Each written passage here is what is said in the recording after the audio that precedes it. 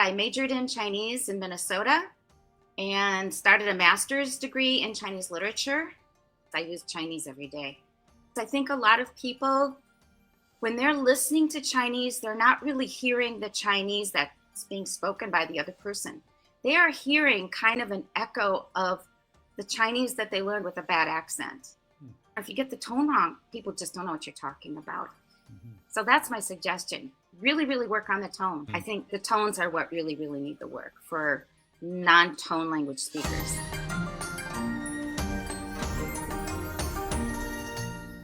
Hello and welcome to the Learn Chinese Insights podcast, brought to you by ChineseTrack.com. Every week we interview expats from around the world who have learned Chinese as a second language to find out how they learned it and how they use it in day-to-day life. So in today's episode, I'm happy to have Karen Chung. Hi, thank you for having me. Yeah, so before we get started, can you give us a quick introduction in Chinese? Tell us who you are, where you're from, what you do here, and then we'll go from there. 好，我叫做史嘉玲，我来台湾已经有40年了。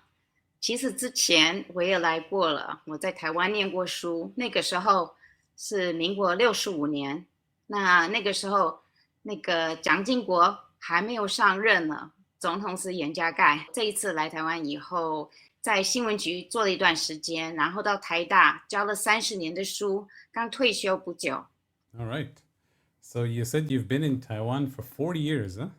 Yes. Wow, a long time. And you're going through who the presidents were at the time. Yeah, right. So if you can go back, so what brought you to Taiwan in the first place? Well, when I was growing up in Minnesota, my father taught me German at home, and we also learned it at school, and I found that I really enjoyed languages, so I started learning other languages as well, moved on to French and Spanish. And my brother-in-law said, well, you shouldn't just study West European languages, you should try languages like Russian and Chinese. And so I tried Russian, and I thought it was still Indo-European, wasn't that interested. And then the next summer, there was an opportunity to take a Chinese studies course, and then I found my language. So after that, I majored in Chinese in Minnesota, and then I came to Taiwan it was 1976, and started a master's degree in Chinese literature. Went back to the States for graduate school, finished at Princeton, got married, and then my husband was from here, so we moved back to Taiwan in 1984, and here we are. Oh, wow. So it must have been a very different world back then as far as, the number of foreigners here and how open, I guess, Taiwan was to foreigners back then? People say that, but in fact, way back in the 70s, life here was very good. Some things were not as good. The air here in Taipei was really, really bad. I mean, blow your nose and it would come out black because the pollution was so bad from the cars and the motorcycles, the two-stroke motorcycles. So the air was not good and people didn't really seem to notice. And of course, it was not quite as open, but it was mainly just political things. So if you just were a little careful about politics, it was actually quite free here. It wasn't that different. The people were nice. The food was good. There was stuff to do. So yeah, it's become much more colorful and more stuff going on now. But like I said, back in the 70s, life was already very good. Mm-hmm. So normally, if you learn a language overseas, so in your case, you learned Chinese out in the US, when you graduate from that, is that enough Chinese to be able to come here and get by? If I had relied completely on university courses, certainly not. It was funny that year that I came here in 76, there were 13 of us from the same university, all came to Taiwan, all from Minnesota, learning Chinese. So you say that there's so many foreigners now. There were a lot of foreigners back then already. A lot of them were here. Well, there was the US military was still here at that time. But a lot of us were here to learn Chinese and then to teach English as well. So learning Chinese, if I had relied only on university classes, I'm sure it would not have been enough. But while I was in Minnesota, I had a lot of Taiwanese friends. And there was one in particular who I spent a lot of time with every day practically. We went bowling together. We went to potlucks together. went traveling together. So we did all kinds of stuff together. And every new situation, I'd have to learn how to talk about what we were doing in Chinese. And I would make ridiculous mistakes. The one I remember best is when it was breakfast time. They asked me, 你要吃什么蛋? 我说我要吃混蛋. Everybody was laughing. I had no idea what was wrong.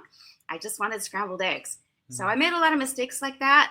But my friend was so patient. He would correct my mistakes, do it in a smiling and laughing way.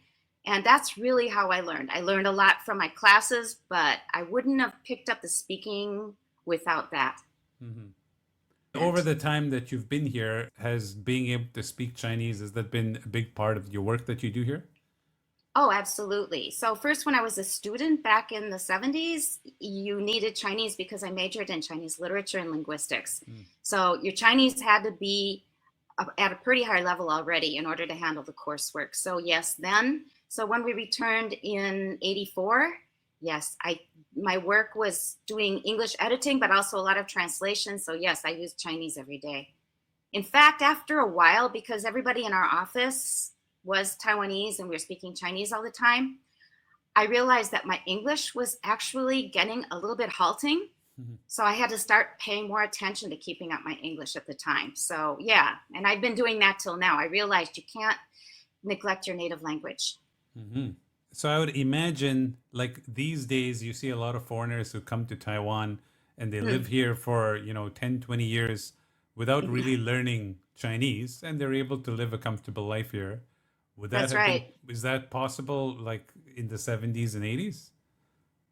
I think so. It was, people wanted to learn English then just like they do now. And then they would like chase me down the street saying, oh, can I be your friend? Can I learn English? And I'd say, well, which one do you want?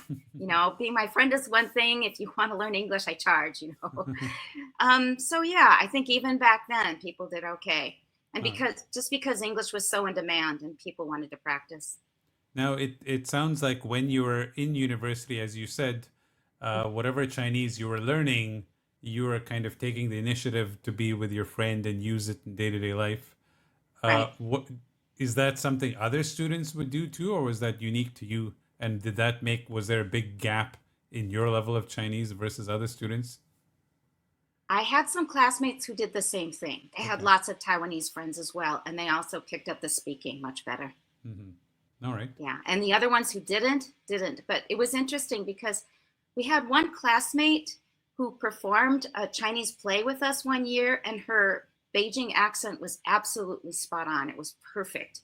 Her performance, you couldn't tell that it wasn't a native speaker, but she could only do that when she memorized her lines. If you wanted her to chat ad lib, she couldn't do it. And so she gave up Chinese. Oh, wow.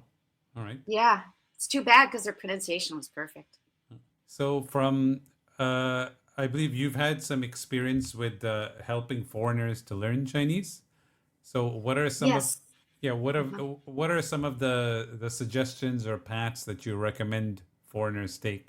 Okay, I taught Chinese for 1 year at the University of Hawaii. It Oh, was wow. in 83 to 84, the year before I came here. Yeah. And so I had to, figure out what worked with them. I had 2 semesters there. In the first semester, I thought it went okay. And then I looked at the student evaluations and they had a lot of suggestions. And there was a lot of things I needed to improve. And I thought they were very good suggestions. They said, for example, please give us just everyday situations, give us the vocabulary, give us some sentences we can use, like going to see the doctor or going to buy clothes or going to a restaurant. And so I followed all their suggestions. And second semester, my evaluations were much, much better. So I think just based on that and based on my English teaching experience, I think that you definitely need, number one, to open your ears. Because I think a lot of people, when they're listening to Chinese, they're not really hearing the Chinese that's being spoken by the other person. They are hearing kind of an echo of the Chinese that they learned with a bad accent. And they keep getting stuck with that. So all of their Chinese goes through a filter through their brain.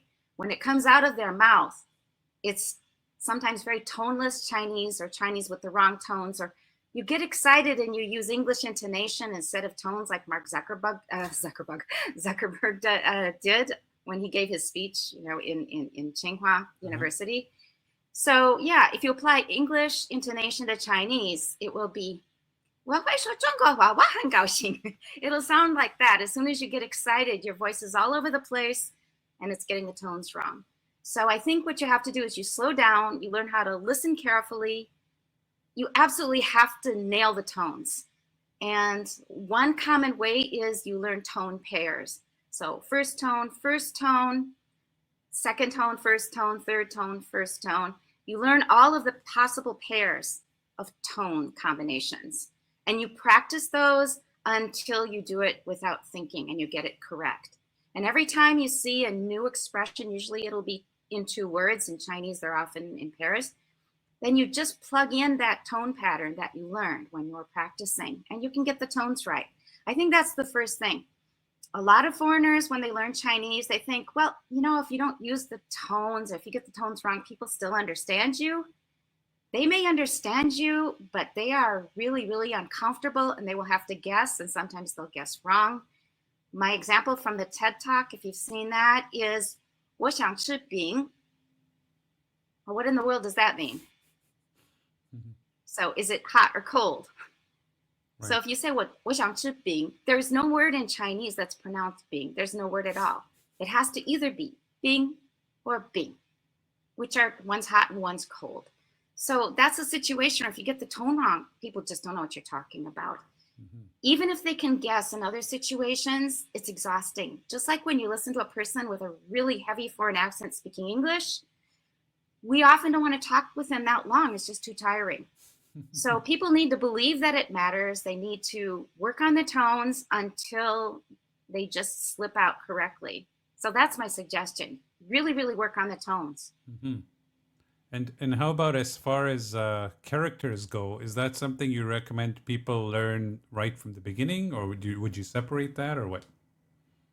Okay, I will first tell you what I went through when I was a student back at the University of Minnesota as an undergrad, and what I think other people might prefer doing.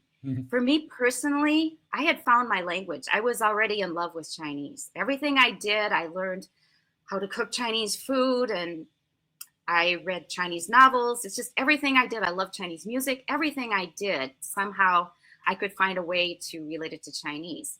So the characters also fascinated me.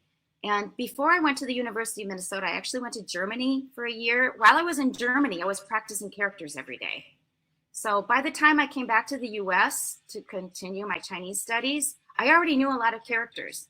And they were fine with me. I just practiced them until I got them and I could keep up okay. But I was extremely motivated and dedicated. Maybe not everybody has that kind of motivation and time. So for me, I just had to know the characters. In first year Chinese, they actually wouldn't tell us all the tones. They said, well, just learn the pinyin because the tones are too complicated. I go, oh, dang it, tell me the tones. So I couldn't even find a dictionary very easily. I finally got one and I thought, oh, finally I can find all the tones. So for me personally, it worked, doing all of the characters all along. For a lot of people, it's just too much, I think, of a cognitive load. And also in addition, back then, we didn't have Chinese input for computers. We didn't even have personal computers back then. So now with computers, and you don't really have to write by hand, you can just use input, you can use pinyin or whatever is good for you. I think a lot of people think they don't have to learn how to write them. And I think that's personal choice. Depending on your goals, if you feel you're not going to have to do handwriting, most people don't use handwriting anyway, or you're not even going to have to input a lot, it's really going to depend on the individual. As for me, I am absolutely hardcore. Yes, do the characters. But for you, when you said you would learn characters, so you were learning how to write them? Yes. So would it be, if you were to learn the characters without writing them, is it just through flashcards, that kind of process? It's hard for me to even imagine that because the way I learned was writing from day one. Got it. So I guess with flashcards, you can do it and you use a lot of mnemonics. Like you see little pictures, you see little faces in the characters, like comb, it looks like there's a little face in there. I think you can do it, but just my personal experience, it was writing from the beginning. I personally recommend writing, although many people tell me they just don't have time. It's too hard. And would you say the Chinese language like the reading of characters and how people write. Some of the maybe the formalities and things that it seems more formal in writing than it is in speaking. Yes, it's true. On the other hand, if you can speak fluently Hmm. and you write exactly as you speak, actually that's good enough. It may not be good enough for a magazine article, Hmm. but to communicate, that is good enough. If you can write everything you can speak, Right. actually that works fine. If you're going to be reading like the media, the newspapers and things, you're going to have to learn more complex sentence patterns and things. You'll have to learn a little bit of classical Chinese to be good at it. But as for just writing down what you want to say in Chinese, if you can speak, just use pinyin and input. Got it. And do you have any thoughts on zhuyin versus pinyin? Like, would you recommend someone learn that?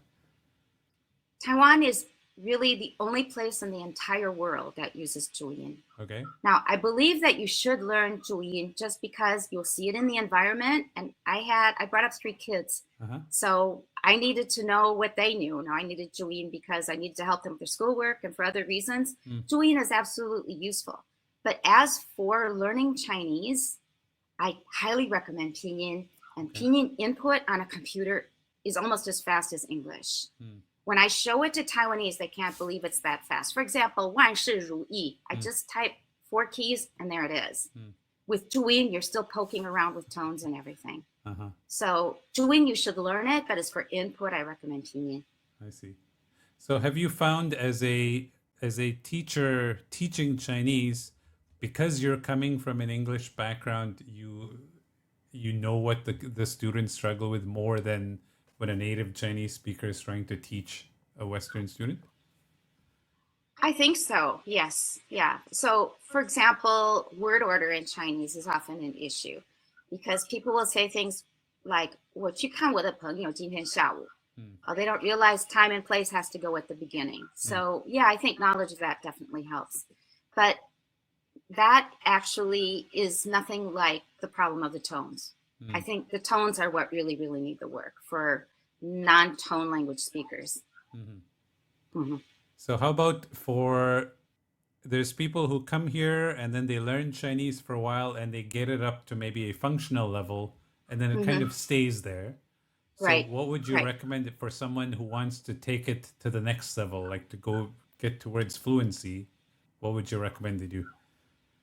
It depends on how motivated they are. If they are motivated, I recommend they do lots of listening. And they also do lots of language exchanges so that they can both listen and practice speaking and get feedback. Because I think the biggest problem is people will understand you and they won't correct your tones. So you kind of get a lot of deeply entrenched mistakes and you're not really aware that they are mistakes. So if you have a one-to-one language exchange with a good, responsible teacher who corrects your mistakes, personally, I think that's the best way to do it. In addition, also listen to podcasts, watch TV series and things like that. So if a foreigner is here and they hire a teacher and you instructing them what you want the teacher to do for them, so you would say focus on those tone pairs? Tone pairs until you really get the tones down. But also, of course, have just simple conversations about things that you're interested in. And that point is really, really important, is you have to make absolutely sure that you find stuff you're interested in. If you are just learning a bunch of maybe old Chengyu stories, I mean, they're interesting, not that useful in daily life, and they may not really help you when you want to order a latte at a Starbucks. So find something you're really, really interested in, maybe read up on it, and then talk about it with your language exchange partner or your teacher, and then have them be strict with you. That's what I think. Got it. And then in the time that you've been here, for foreigners who have a high level of Chinese, do you feel it opens more doors for them, like in society? Absolutely. Absolutely. So tell me Yes. about that. I think that if you really want to connect with people, you have to speak Chinese well. You can get by with pidgin English or with pidgin Chinese, but you're not going to get very deep, and there are going to be misunderstandings, and you are actually constantly trying the patience of your interlocutor.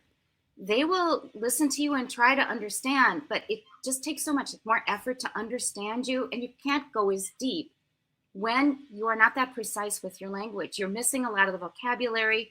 You don't know the sentence patterns to express what it is you're trying to say. There's a perfect way to say it in Chinese and you have no idea what it is, so you just sort of like fumble through with something else. Mhm. People may get used to it, but you're going to have a hard time really getting close to somebody else with that level of Chinese. It may be possible, but you really need good language skills, I think, for that.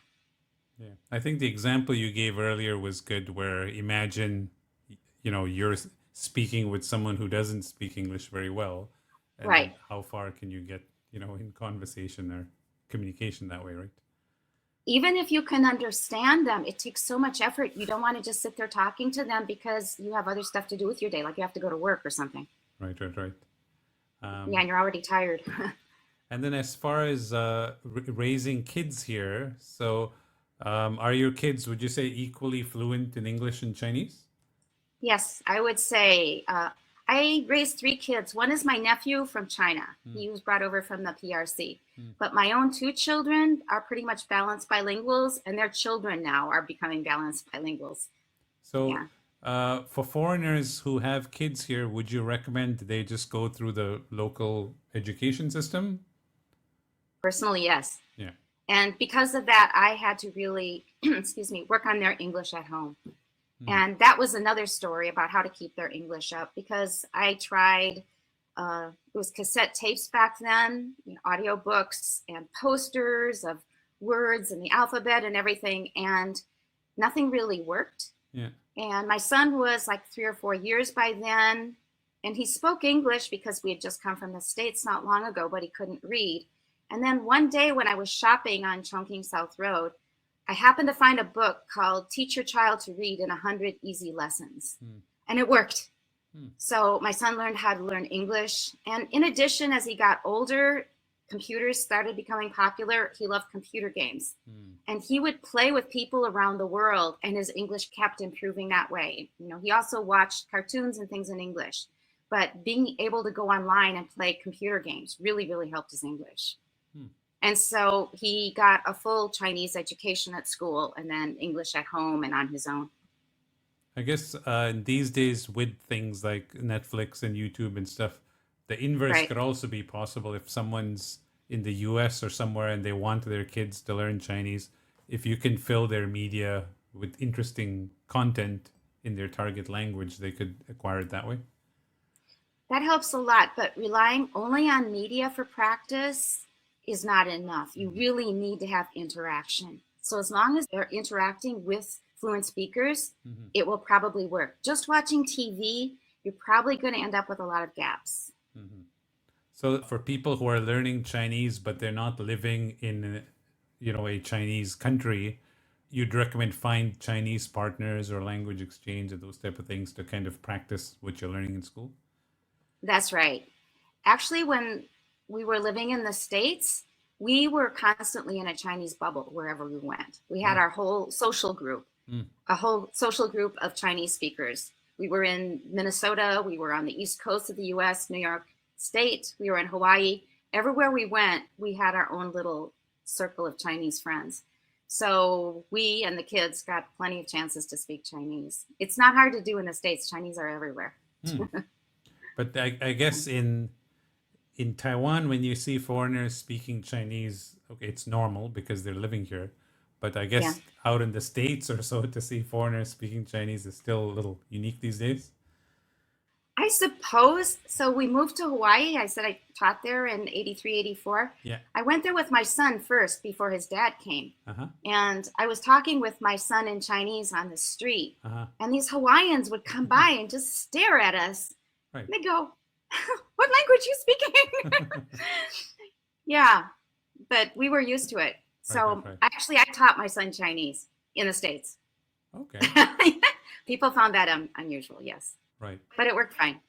Yeah. Yeah, I think it seems odd when you see a foreigner and they say, "Oh, I teach Chinese." They think, "Why are Uh-huh. you teach? It's not your native language." But then I find because you're teaching, you know where they've come from. I feel it gives you That's that right. advantage, right? And think of how many non-native speakers we have teaching English. That's true. Yeah, exactly. When I point that out, they go, oh, yeah. Yeah, and I mean, for some things, they can explain grammar and things better in their target, in their native language than I could. So it makes sense. Yeah. But that's another problem, is they end up with a lot of grammatical explanations and not knowing how to speak. So how would you fix that? Huh. That's a big question because, with this 2030 stuff, Yeah. I think they're totally missing the point. So at the very, very least, Yeah. I would have at least 10 minutes of every single hour of English dedicated to listening and speaking. That is not done now. There is almost zero because they are preparing to the test. They're getting ready to take multiple choice questions, mainly just on vocabulary and on grammar. So they are not required at all or motivated in the least to practice listening or speaking. But if the teachers really emphasize that and then gave the students actually listening homework to take home of something interesting that children enjoy, games or media or whatever it is, if they really emphasize that, tested them on it, did little performances in class, things would change overnight. Yeah, I think regarding the grammar, I've found if you teach grammar too early, then you're just, remembering rules and things that don't really make sense. Like for me, when I was learning Chinese, I learned kind of street Chinese first before I went to the class. So then when the teacher was explaining things like Jiu and Cai and stuff, it kind of made sense because I'd heard so many patterns. But now she was explaining what I've already heard and it made sense. Whereas if I tried to learn that first, here's the 9 ways to use Jiu, remember these, I'm not going to remember any of that, right? Absolutely. So you learn things in the right order. So if you already spoke Chinese on the street before you took formal classes, it's a much, much better way to learn. And yeah, it's something that they should learn from here in their English teaching. As for Cai and Jiu, if you just ask any Chinese, can you explain me the difference between Cai and Jiu? Yeah. They'll just go. They can use them correctly in a sentence. And if you ask them the difference between ne and ma, they probably can't tell you that either. Right. So as you were saying before, having a foreigner who's been trained in how to learn Chinese is one thing. It's now become pretty popular to take a degree program in teaching foreigners Chinese. So that's improving now. All right. And then lastly, obviously in the time you've been here, technology, and you've kind of touched upon it, has advanced quite a bit over that time.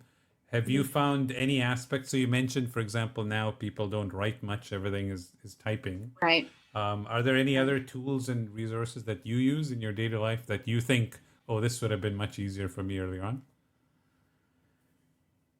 It's hard to say that in retrospect because I think I personally view my experience with learning Chinese as very lucky and very privileged. Since I had people helping me all along and giving me feedback, and computers were just starting to be used then, and somebody had a very primitive program for inputting Chinese. So it wasn't even on our radar. So in terms of what we had then, I think it was good enough. It was great for what we could do then.